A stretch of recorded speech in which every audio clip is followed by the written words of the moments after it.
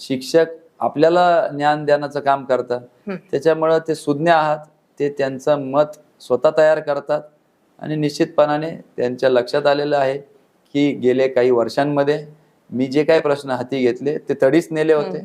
अर्थात ते तडीच करण्याकरता आपण ज्या नेत्यांचं नाव घेतलं या सगळ्यांची मदतही घेतली आणि वेळ प्रसंगी आपल्याला राजकारणामध्ये अपक्ष उमेदवारी करत असताना सरकारशी जुळून घ्यावं लागतं, कधी भांडावं लागतं.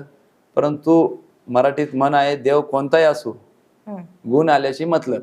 त्याच्यामुळे शिक्षकांना माहिती आहे की आपला प्रश्न सुटण्याशी मतलब आणि तो उमेदवार विवेक कोल्हेच प्रश्न आपले सोडू शकतो ही त्यांना खात्री पटलेली आहे, म्हणून ते माझ्या मागे आहे. धुळे, जळगाव, नंदुरबार, आता हे झालं नाशिक, नगर. तिकडे कोल्हे पॅटर्न किंवा त्यांची यंत्रणा किंवा तिथलं नेटवर्क नेमकं कसं आहे तुमचं? त्या ठिकाणी शिक्षकांचंच नेटवर्क माझ्या मागे उभं आहे. सर्व शिक्षक बंधू ते माझे